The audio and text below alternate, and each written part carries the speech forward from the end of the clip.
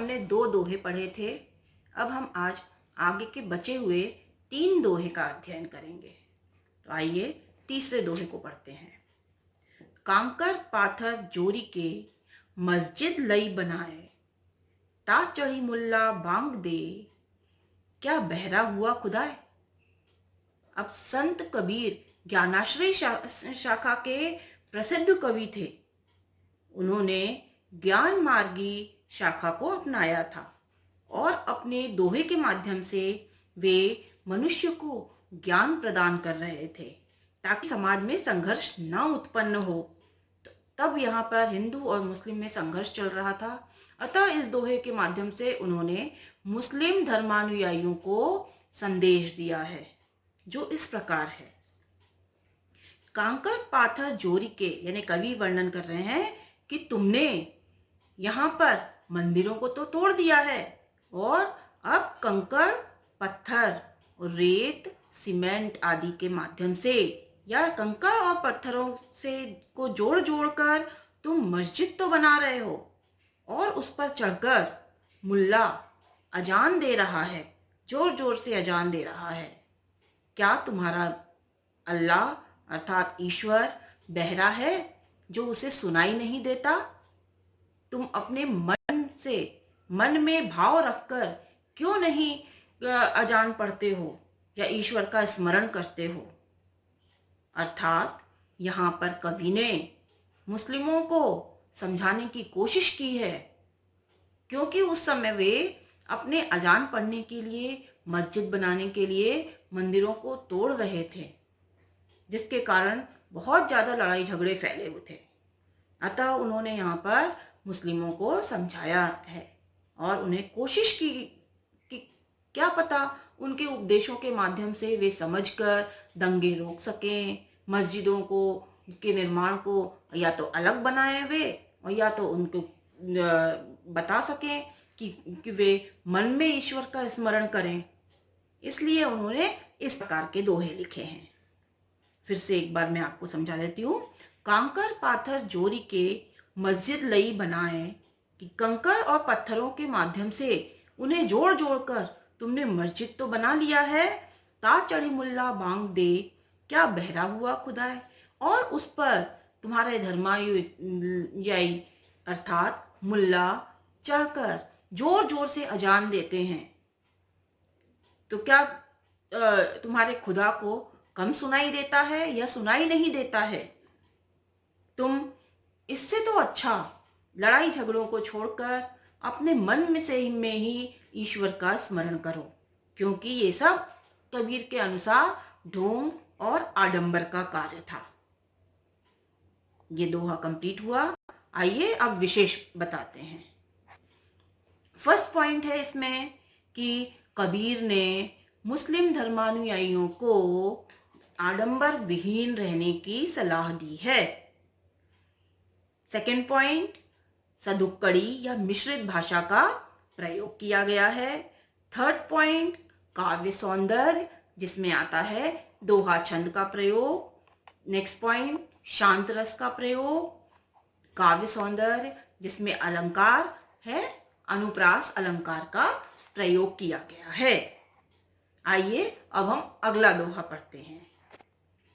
पाहन पूजे हरि मिले, तो मैं पूजूं पहाड़, याते तो चाकी भली, पीस खाए संसार। कबीर ने यहाँ पर अब सभी प्रकार के धर्मानुयायियों को संदेश दिया है।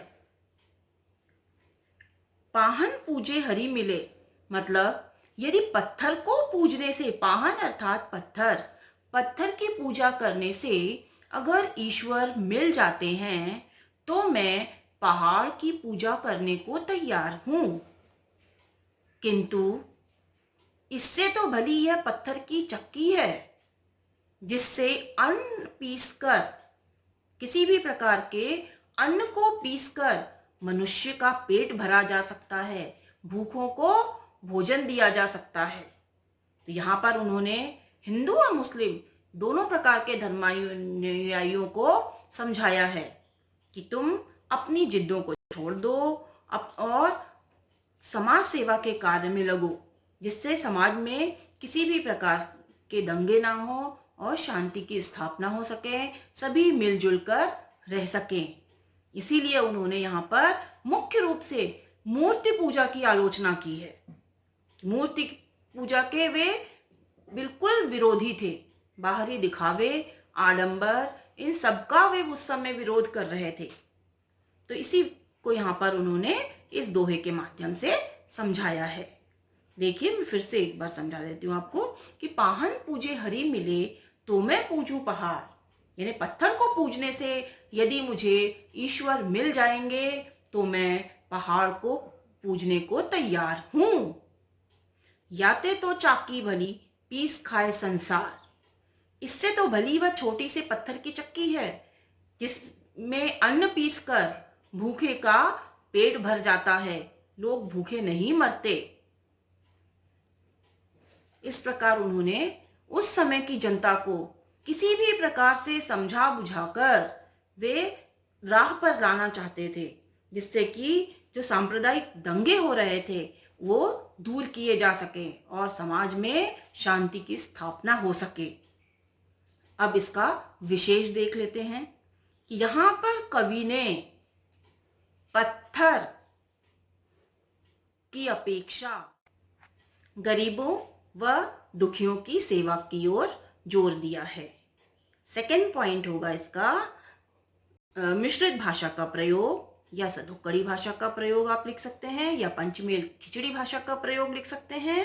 और नेक्स्ट पॉइंट आ जाएगा काव्य सौंदर्य, जिसमें शांत रस। नेक्स्ट पॉइंट दोहा छंद। काव्य सौंदर्य में अनुप्रास अलंकार का प्रयोग किया गया है। ये मैं आपको पहले भी बता चुकी हूँ, इसलिए अब हम अगला दोहा पढ़ेंगे। सात समंद की मसी करो, लेखनी सब बन राय, सब धरती कागद करो, हरि गुण लिखा न जाए। कवि ने यहाँ पर ईश्वर के अनंत गुणों का वर्णन किया है। कवि ने कहा है कि ईश्वर में अनंत गुण हैं, मैं कहाँ तक उसके वर्णन करूं, मैं उनका वर्णन कर करके थक चुका हूं। अब इन्होंने यहाँ पर कई उदाहरण दिए हैं इसे समझाने के लिए। देखिए, सात संबंध की मसी करो, यदि मैं सातों प्रकार के समुद्रों को स्याही के रूप में बना लूं, समंद यानी समुद्र, मसी यानी स्याही, लेखनी यानी कलम, बनराय यानी वन की लकड़ियां, सब धरती कागद करो, कागद यानी कागज, हरि गुण लिखा न जाए। यहाँ पर कवि ने वर्णन किया है कि यदि मैं सातों समुद्रों को स्याही बना लूं और वन की लकड़ियों को कलम के रूप में प्रयोग करूं और धरती को कागज बनाकर प्रयोग करने लगूं, फिर भी यदि मैं ईश्वर के गुणों को लिखित रूप में वर्णन करने की कोशिश करूं तब भी कम है, क्योंकि ईश्वर में इतने गुण हैं जिसे लिखना कम पड़ जाएगा। जिसे लिखने के लिए इस धरती पर जितनी भी वस्तुएं हैं वे कम पड़ जाएंगी। अर्थात यहाँ पर उन्होंने सात समुद्रों को सात समुद्र के जो पानी है उनको स्याही माना है। वन की लकड़ियों को यदि कलम बना लिया जाए, यदि उन लकड़ियों का काट कर कलम के रूप में प्रयोग किया जाए तो ये कलम भी कम पड़ जाएंगे, अर्थात वन की लकड़ियां कलम के रूप में कम पड़ जाएंगी, समुद्र का पानी स्याही के रूप में कम पड़ जाएगा, और धरती का अगर कागज बना के वे लिखना शुरू कर दें तो ये धरती भी कम पड़ जाएगी। ईश्वर में इतने गुण हैं, अर्थात ईश्वर अनंत गुणों का खान है। क्लियर? यहां पर आइए अब विशेष लिखते हैं। विशेष में फर्स्ट पॉइंट होगा कि यहाँ पर कवि ने ईश्वर के अनंत गुणों का वर्णन किया है, ईश्वर को अनंत गुणों से युक्त बताया है। सेकंड पॉइंट, सधुक्कड़ी, मिश्रित या पंचमेल खिचड़ी भाषा का प्रयोग किया गया है।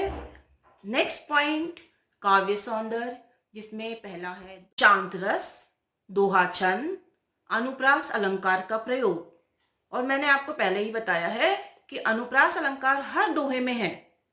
चाहे उन पंक्तियों के बीच में एक वर्ण की आवृत्ति अगर नहीं भी हो रही हो, तो अंत में हर पंक्ति के अंतिम वर्ण समान है। इसलिए पांचों दोहे में अलंकार है।